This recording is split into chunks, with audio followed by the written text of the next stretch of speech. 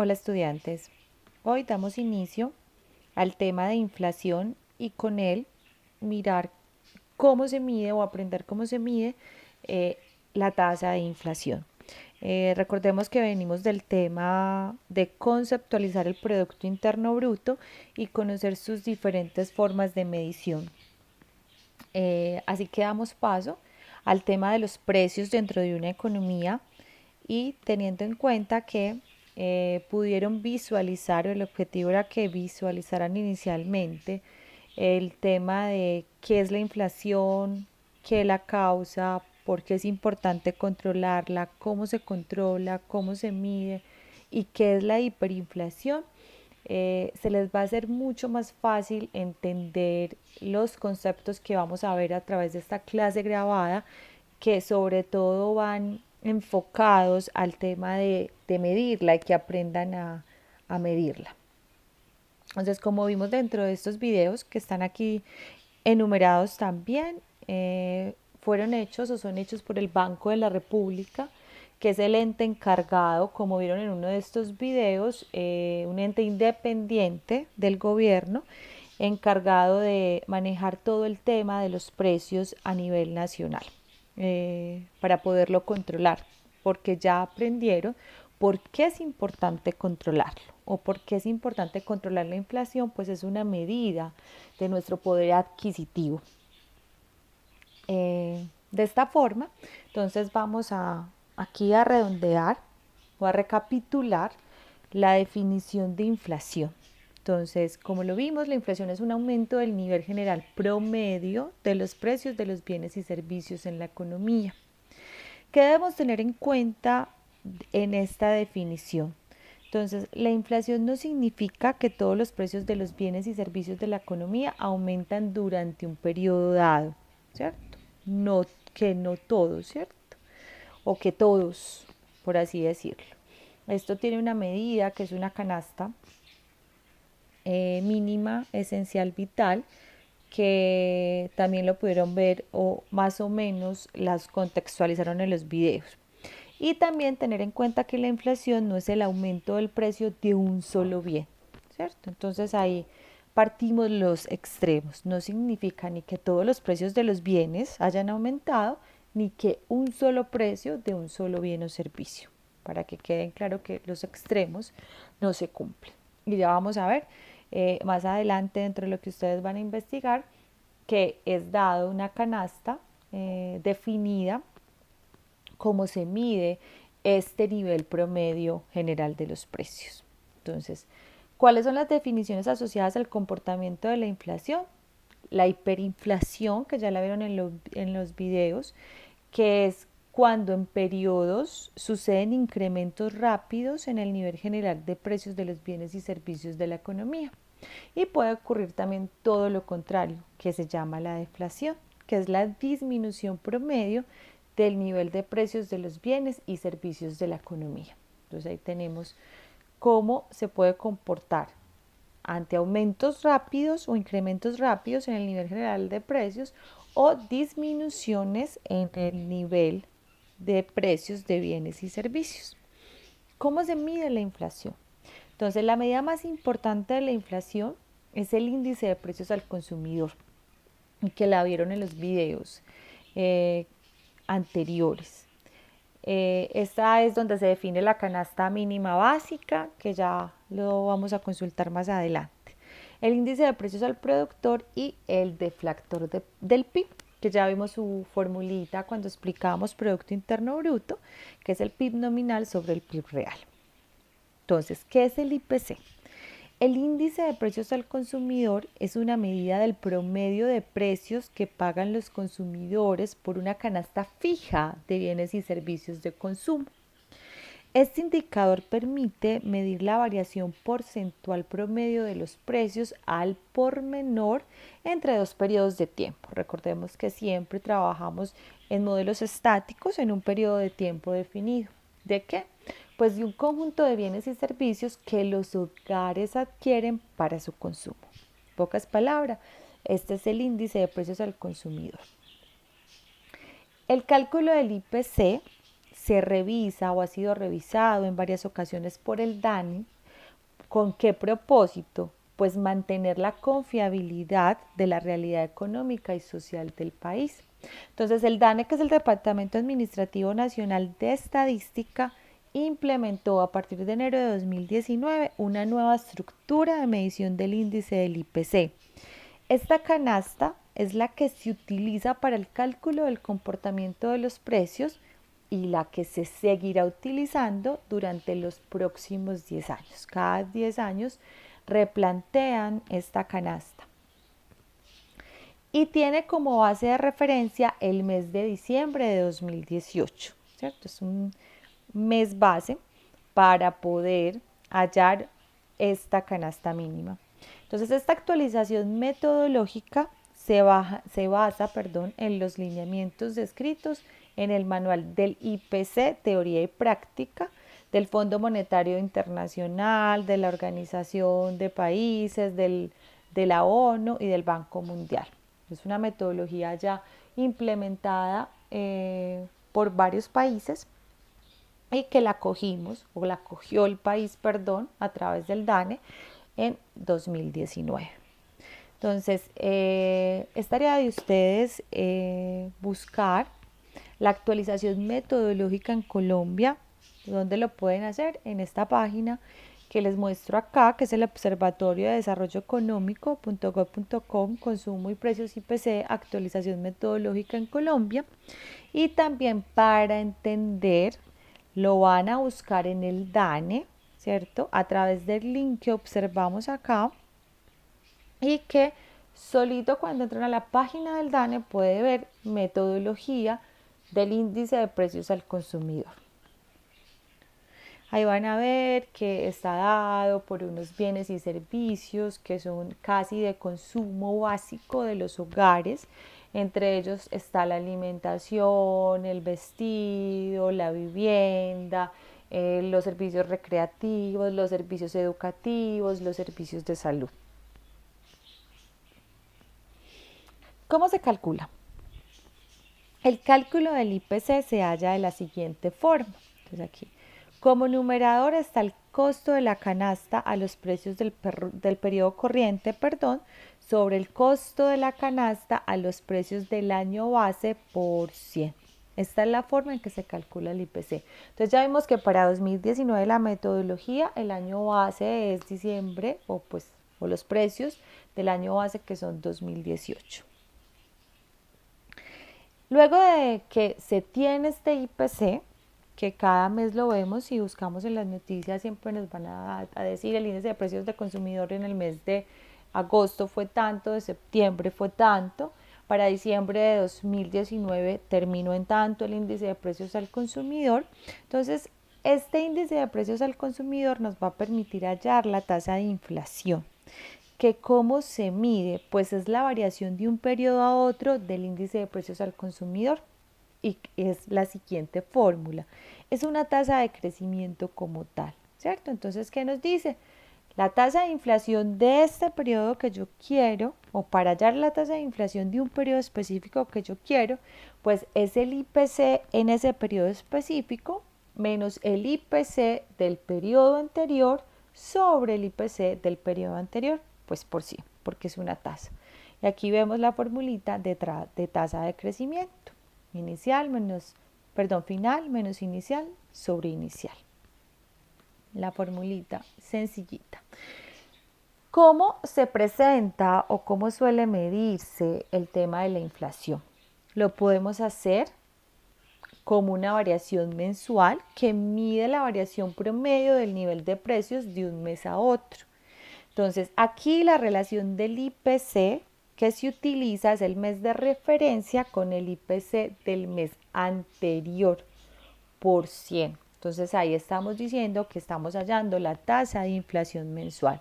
Entonces, si yo quiero medir la tasa de inflación mensual de abril de 2020, pues tomo el IPC de ese mes, abril de 2020, menos el IPC del mes inmediatamente anterior, o sea, el IPC de marzo de 2020, sobre el IPC de marzo de 2020 por 100.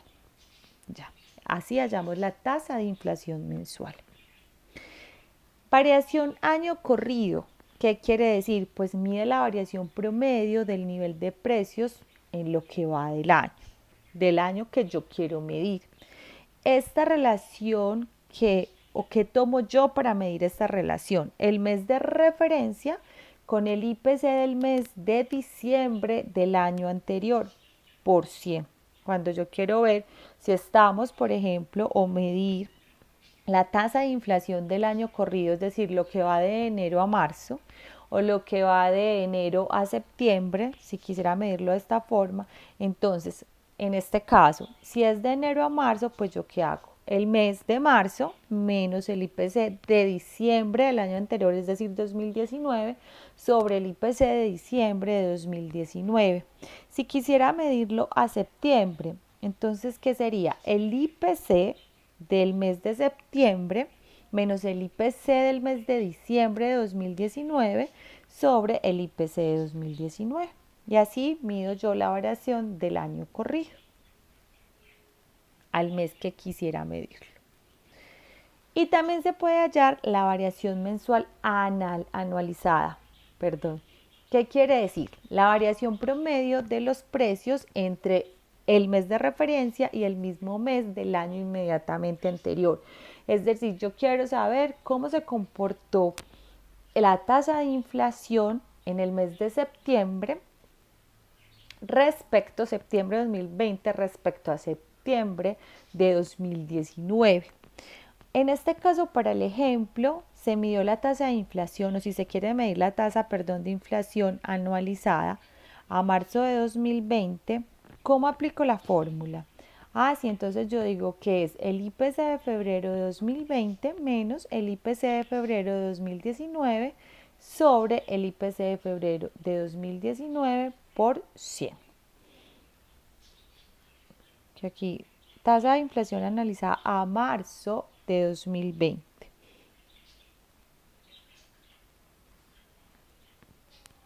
Y la variación anual, ¿cómo se mide?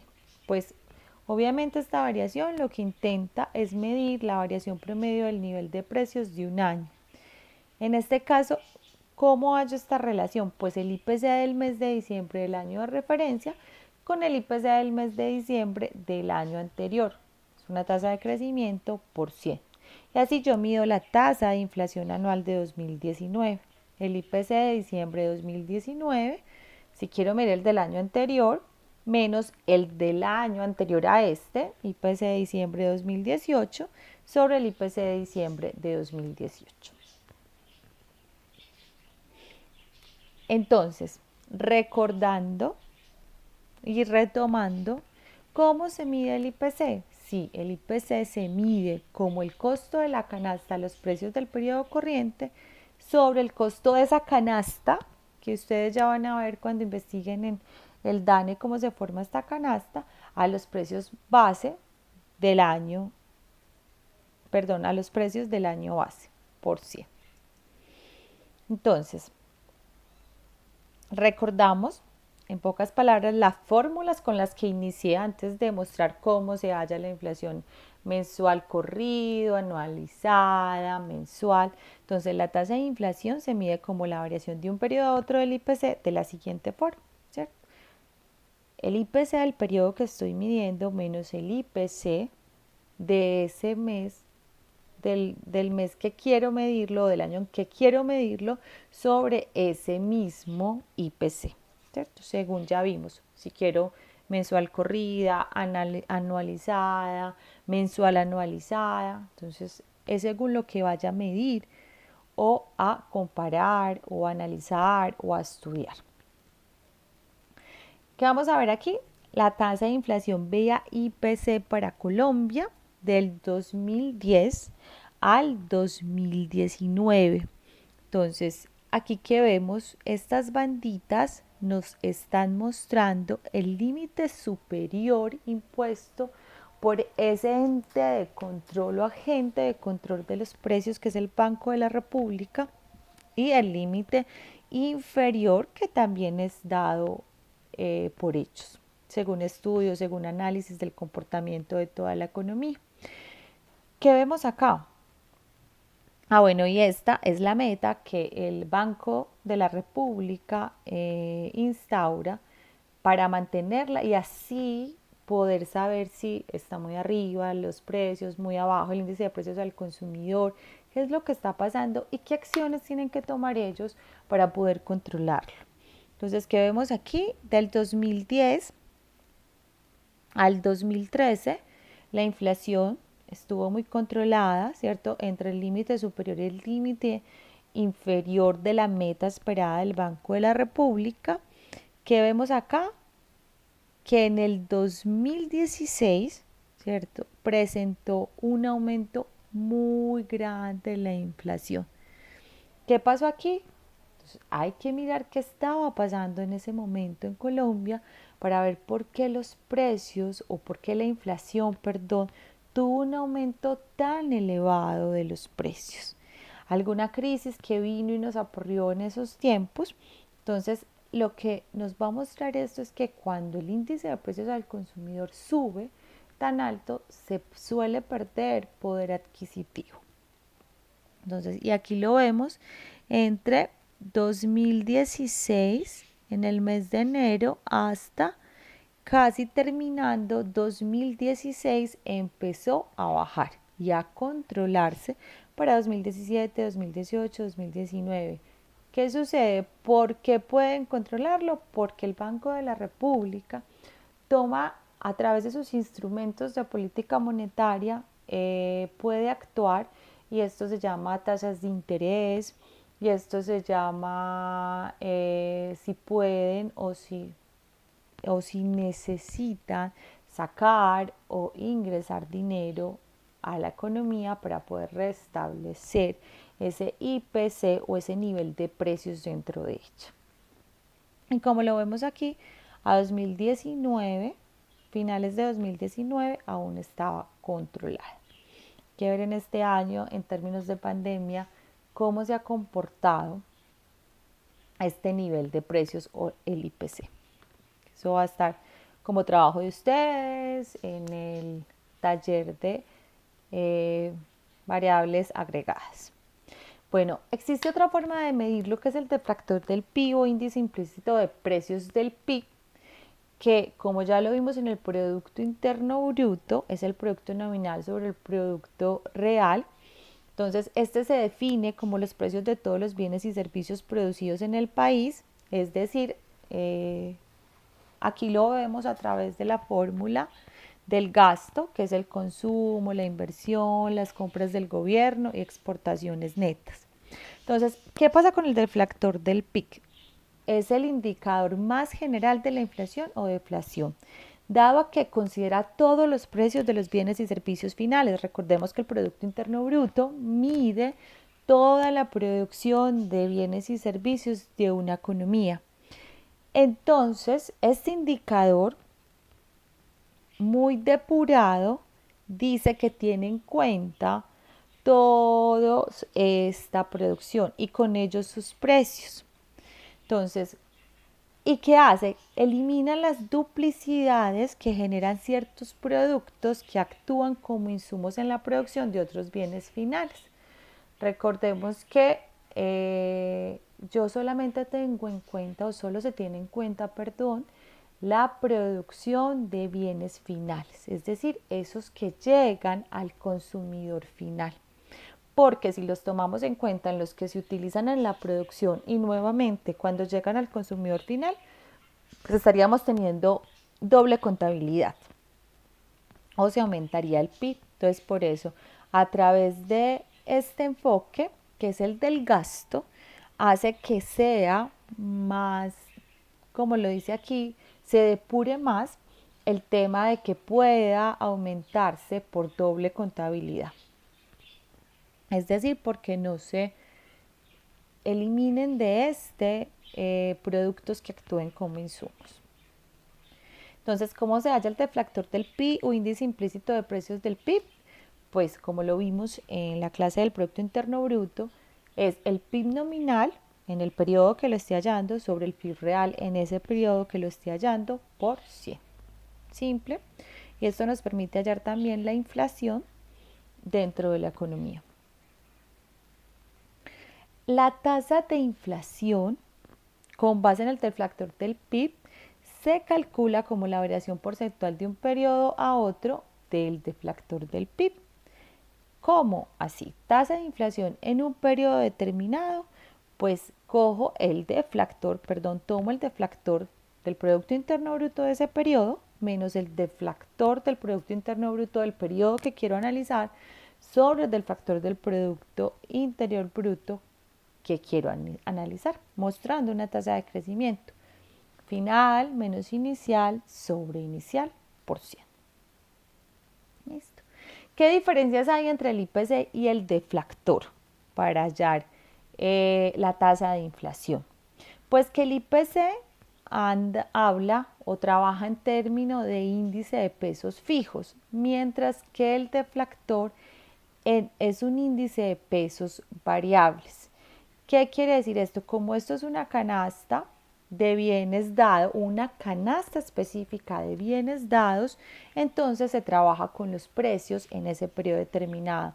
Mientras que el deflactor, como son la producción de todos los bienes y servicios de la economía, entonces suele tener precios muy variables dentro de todos esos bienes y servicios de la economía.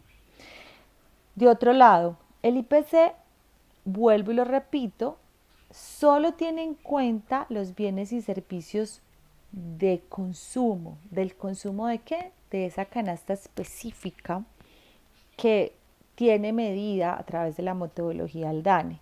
Mientras que el deflactor que mide todos los bienes y servicios producidos en la economía. Otra de las diferencias, el IPC incluye precio de los bienes importados, mientras que el deflactor no los incluye. Entonces esto hay que tenerlo en cuenta. Las diferencias que pueden presentar el IPC o la tasa de inflación medida a través del IPC y a través del deflactor.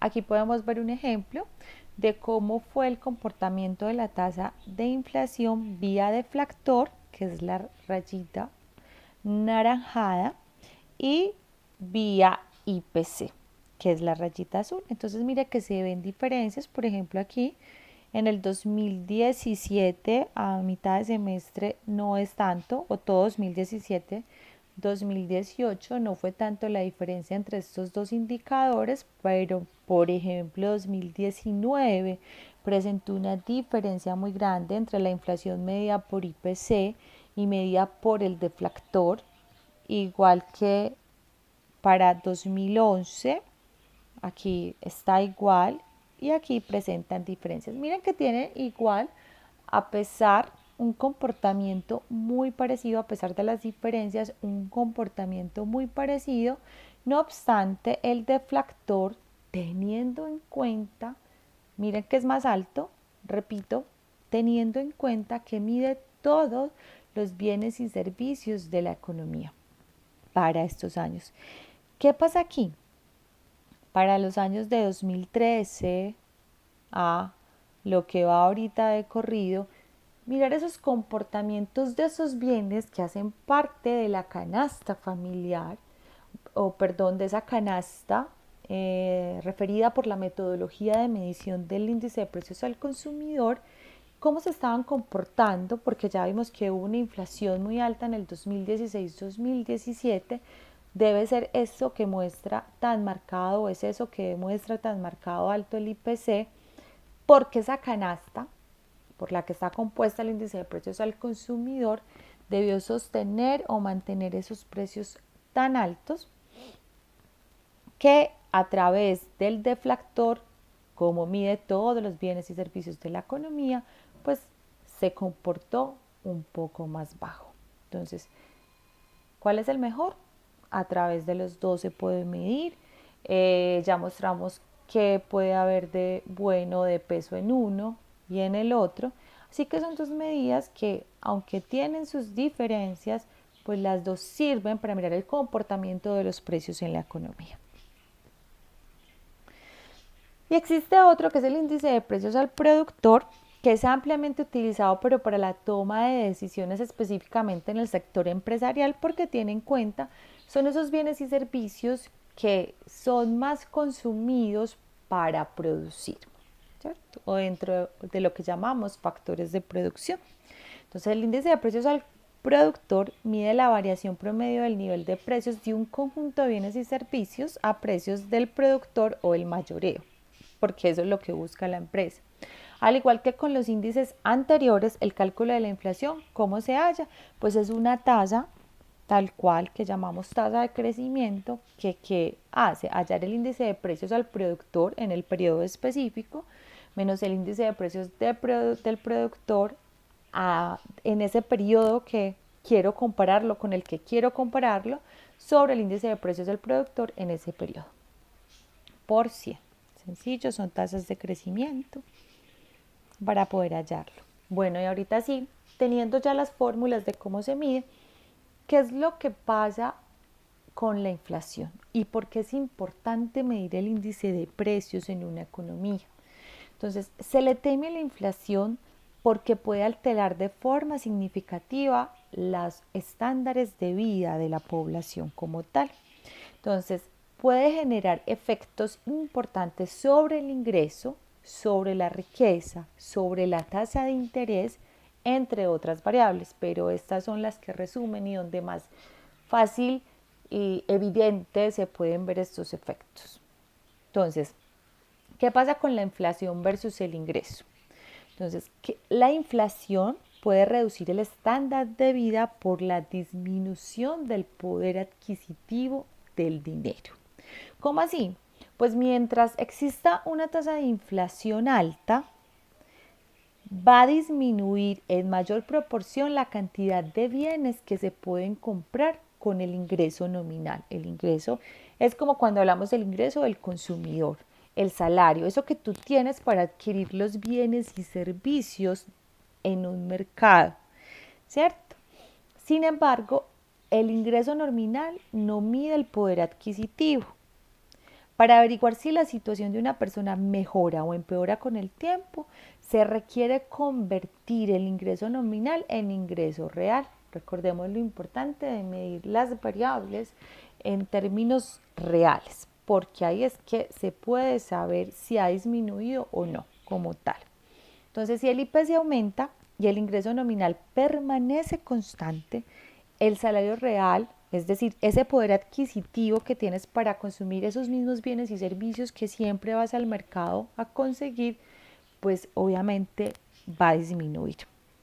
Entonces, resumiendo, si el ingreso nominal no mantiene el ritmo de la inflación, el nivel de vida disminuye, porque siempre vas a tener ese mismo ingreso, pero si los precios están subiendo, no se va a poder ir al mercado a consumir esa misma cantidad de bienes y servicios que se consumía antes. Entonces aquí el dilema entre la inflación y el ingreso. Entonces vamos a verlo con este ejercicio. Suponga que su ingreso nominal en el año 2000 es de 40.000 y el valor del IPC en ese año es de 136, ¿cierto? Esto es un IPC que nos están dando. Del 2000, su ingreso real en relación con un año base es, entonces el ingreso real, ¿cómo se mide? Se mide como el ingreso nominal sobre el IPC. Entonces, el IPC como decimal o si quieren lo convierten luego el IPC dividido 100. Entonces, el ingreso real de 2000 es igual a ¿qué? Pues vamos a hallarlo.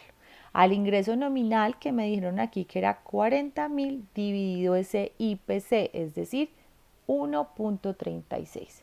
Entonces, con esto yo hallo que el ingreso real es de 29.411, ¿cierto? Este es mi ingreso real. O sea, ahí le estoy quitando ese factor de IPC o inflacionario, ¿cierto? Ahora suponga que su ingreso nominal aumenta el 10% en 2001, es decir, el 10% de 40.000 es 4.000, es decir, que en 2001 el ingreso nominal pasa a 44.000. Y me están diciendo que el IPC aumenta el 5%. Entonces el 5% de 136 es 7. Entonces, pasa a ser 143. Entonces, en consecuencia, gana más dinero. Pero ¿cuál es esa magnitud de la mejora? Pues ya sabemos que aumentó el ingreso nominal el 10%, pero el IPC también aumentó, ¿cierto? En un 5%. Entonces, para poder responder la pregunta, pues obviamente debemos calcular el ingreso real de 2001. Entonces, el ingreso real termina siendo 44.000, que es nuestro ingreso nominal, dividido ese nuevo IPC, que es 1.43, que es igual a 30.759. Eso fue lo que realmente creció. Entonces, mediante las cantidades del ingreso real que calculamos para el 2000 y 2001, el cambio porcentual del ingreso real entre estos 2 años fue de 4.6%, es decir, que lo que aumentó de ingreso real en el 2000 al 2001 fue realmente del 4.6% como tal. Entonces, ¿qué significa esto? Que el estándar de vida ha aumentado porque tiene 1.358 adicionales para gastar, ¿cierto? Si hacemos la diferencia de 30.769 menos 29.411 da 1.358. Entonces, tenemos 1.358 para gastar. El nivel de precios también aumentó. Su poder adquisitivo es mayor, pues lo podemos notar porque el aumento porcentual del ingreso nominal sobrepasa la tasa de inflación. O sea, sabemos que aumentó porque es mayor el aumento en ese ingreso nominal al aumento en el IPC. Entonces, sigue manteniendo ese poder adquisitivo como tal. No obstante, esto nos está mostrando qué tan real fue ese crecimiento, que fue del 4.6%. Entonces, mantiene su poder adquisitivo casi que proporcionalmente.